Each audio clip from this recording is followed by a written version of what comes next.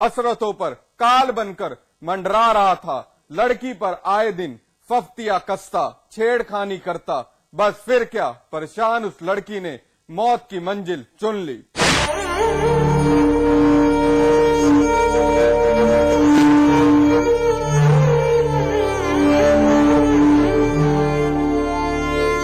मायूस बैठे इस परिवार की एक उम्मीद ने दम तोड़ दिया। एक भाई की आंखें बहन के लिए रो रो कर पथरा चुकी हैं। एक बाप बदहवास खड़ा मीडिया के सवालों का जवाब दे रहा है। किया भी क्या जा सकता है। हर हसरत, हर ख्वाहिश, सब कुछ धरा का धरा रह गया। जब तस्वीर में दिख रही इस परिवार की लाडली सरिता ने मौत को गले लगा लिया। सरिता बेहद होनहार थी, बीएड की पढ़ाई कर रही थी। एक टीचर बनना उसका ख्वाब था, मगर ऐसा हो न सका क्योंकि इलाके का रहने वाला अज्जू नाम का एक मनचला सरिता की हसरतों पर काल बनकर मंडरा रहा था।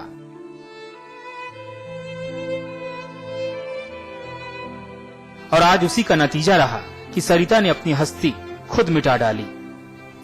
सुनिए जरा। इसके बाद फांसी लगा ली। हम ड्यूटी चले गए 1:30 बजे, लंच पे खाना खा के घर के वहाँ चले गए। इसके बाद लड़के ने फांसी लगा ली। क्या आए दिन क्या वो मतलब छेड़खानी करता था, पैसे दिए थे? नहीं, कई बार छेड़खानी की कर चुका है, कई बार उन्होंने सिखाती है, कई बार उसको हमने समझाया। जी हाँ, कानपुर के थाना बर्रा का रहने वाला एक पिता दम तोड़ चुकी बेटी की दर्द भरी दास्तान सुना रहा था।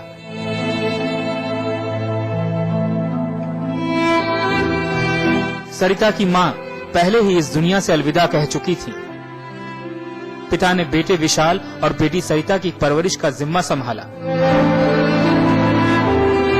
प्राइवेट कंपनी के मुलाजिम राजकुमार ने बच्चों को सब कुछ दिया, मगर अज्जू की करतूत ने इनकी खुशियां उजाड़ दी।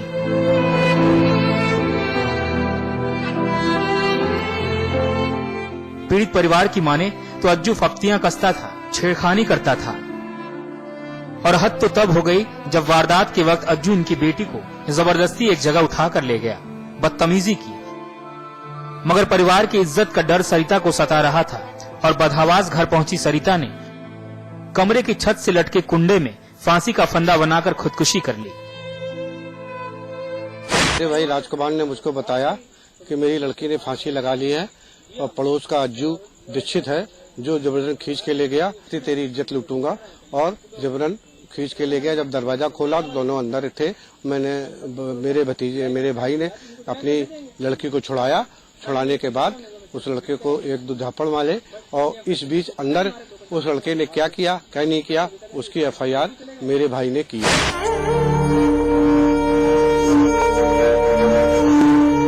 फिलहाल पुलिस ने पीड़ित परिवार के बयान पर केस दर्ज कर फरार अज्जू की तलाश तेज कर दी है। लाडली की मौत से रिश्तेदार और परिवार गमगीन है।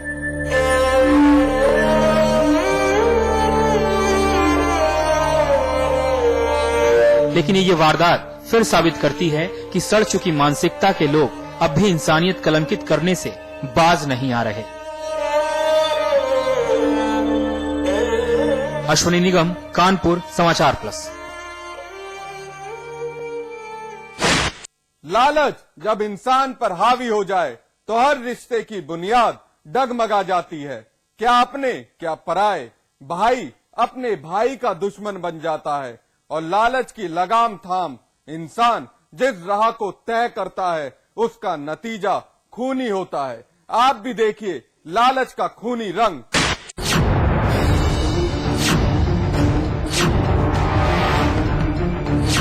एक बुजुर्ग पिता बेहद गमगीन है। आंखों के सामने कपड़े से लिपटा जवान बेटे का शव पड़ा है। तस्वीर उसी प्रदीप की है जिसकी मौत ने इस पिता की दुनिया वीरान कर दी। जिस बेटे की परवरिश की आंखों के सामने जवान होते देखा, इस उम्मीद में कि प्रदीप एक दिन बुढ़ापे की लाठी बनेगा, आज उसी उम्मीद का गला घोट दिया गया। जानते हैं इस पिता की आंखों में बेबसी के बीच किसने बोए? सुनकर हैरानी होगी। जी हाँ, प्रदीप के 2 सौतेले भाई सुनील और अनिल ने अपने साथियों के साथ मिलकर जमीनी विवाद में प्रदीप की हत्या कर दी। सुनील ने लाठी चलाते वक्त एक बार भी नहीं सोचा कि जिस भाई का वो खून बहा रहा है वो उसका अपना है। हमें जमीन का बंटवारा था, उन आधी आधी हमने कर दी थी। वो कह रहे थे कि हमको ज्यादा चाहिए, और जावात में जानो उनके सालों और जानो के उनका मामा था। चारों ने लाठी डंडन से और जानो हमारे लड़का को मार डालो और जानो हमारी मारपीट करियो और औरत की करियो। रिश्तों की बखिया उधेड़ती ये वारदात एटा के हड़ाई गांव में अंजाम दी गई। सुनील और अनिल के पिता की मौत के बाद जयगोपाल ने अपना नाम दिया। सुनील की मां से शादी की, लेकिन इस दरमियान जयगोपाल भी एक बच्चे का पिता बना। तीनों बच्चों की परवरिश एक आंगन में हुई। हर छोटी बड़ी चीजों की कमी जयगोपाल दूर करता, बच्चों से बेपनाह मोहब्बत करता, लेकिन वक्त को शायद कुछ और ही मंजूर था। बड़े होने के साथ साथ सौतेले भाइयों और प्रदीप के बीच दूरियां बढ़ती चली गई। नतीजा, जब प्रदीप ने अपने हिस्से की मांग की तो सौतेले भाइयों ने प्रदीप के खून से हाथ रख लिए। इनकी कोई जमीन वहाँ चली गई है, ये जो पावर हाउस बनना है उसी में कुछ, जब तक वो पावर हाउस का कंस्ट्रक्शन शुरू नहीं हो रहा है तो तब तक उसे ये लोग यूज कर रहे थे, उसे बरत रहे थे। उसी को लेकर के ये था कि ये चाहता था कि इसमें बरतने में भी एक हिस्सा माँ का रहे। इसी बात को लेकर आपसी भाइयों में विवाद हुआ और इसमें से कुछ कम दिमाग आदमी है सुनील, उसने इसके मृतक के सर में लाठी मार। प्रदीप की हत्या से घर वालों का रो रो कर हाल बेहाल है। पुलिस ने पीड़ित पिता की तहरीर पर 4 लोगों के खिलाफ मुकदमा लिख लिया है और आरोपियों की तलाश भी दबिश डाल रही है। कत्ल की इस वारदात ने साबित कर दिया कि लालच में पराये क्या अपने भी दुश्मन बन जाते हैं। धनंजय सिंह भदौरिया, एटा समाचार। एनकाउंटर में आज बस इतना ही, लेकिन हमारी आपसे अपील, मुस्तैद रहिए। जुर्म की हर उस दस्तक को सुनिए जो कभी भी आपकी दहलीज पर दस्तक दे सकती है। नमस्कार।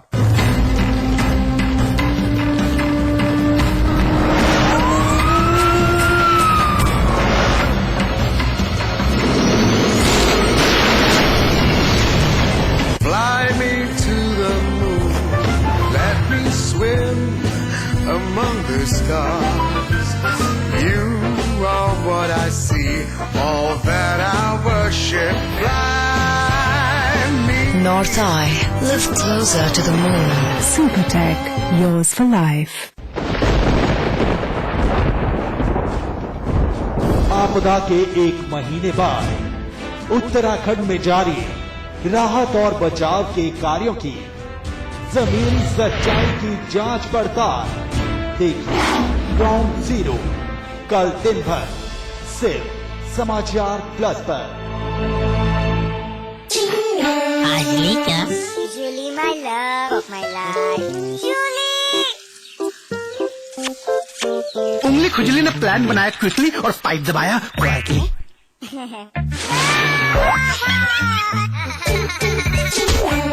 रिफ्रेशिंग मिनी गम। क्या? विराज कंस्ट्रक्शन प्रस्तुत करते हैं आपके शहर लखनऊ में फैजाबाद रोड पर संपूर्ण आवासीय योजना बीबीडी ग्रीन सिटी। निर्माण कार्य तीव्र प्रगति पर, आज ही संपर्क करें। खोल दो इन खिड़कियों को, इन दरवाजों को, किसी को गुदगुदाओ, किसी को गोद उठाओ, गले मिलो, आंख मिलाओ, ताया ताई, मौसा मौसी, सबसे प्यार करो, रहो हमेशा पास पास। आसान नहीं,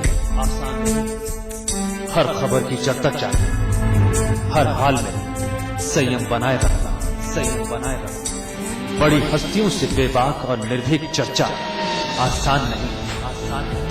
लगातार बड़े बड़े खुलासे करते रहना, हर पल अग्नि परीक्षा के लिए तैयार।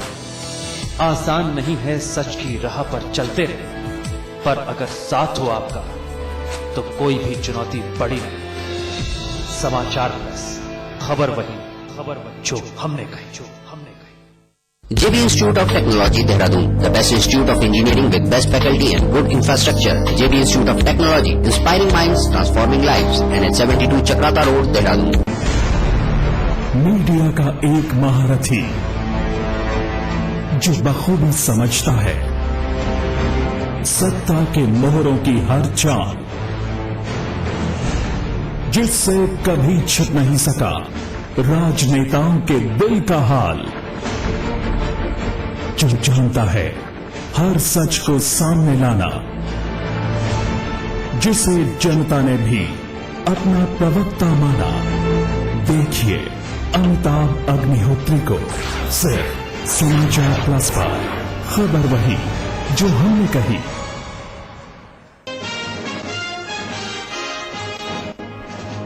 जातीय रैली पर रोक के बाद समाजवादी पार्टी का बड़ा फैसला, सपा ने भंग किए सभी जाति प्रकोष्ठ।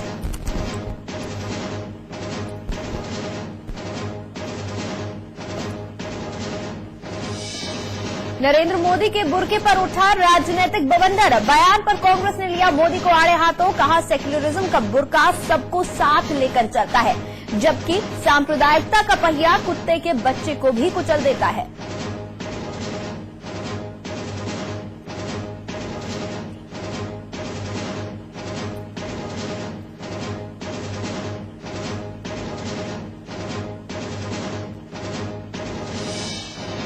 संसद का मानसून सत्र 5 अगस्त से 5 से 30 अगस्त तक चलेगा। मानसून सत्र पहले की तरह इस सत्र के भी हंगामेदार होने की आशंका।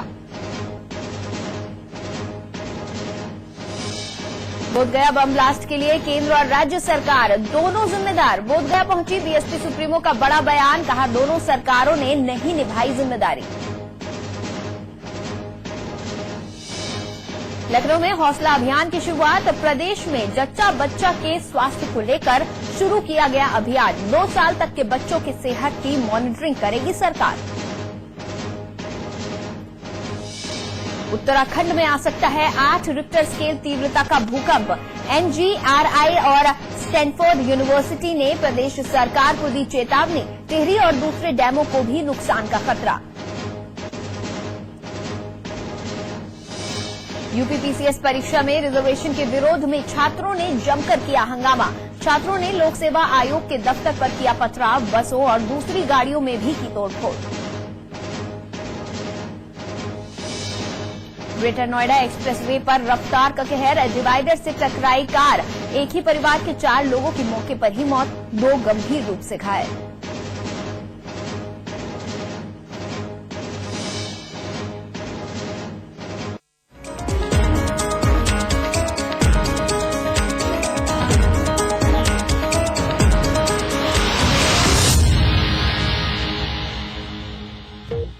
गुजरात के मुख्यमंत्री और चुनाव प्रचार समिति के प्रमुख नरेंद्र मोदी के बुर्के वाले बयान पर कांग्रेस बौखला गई है।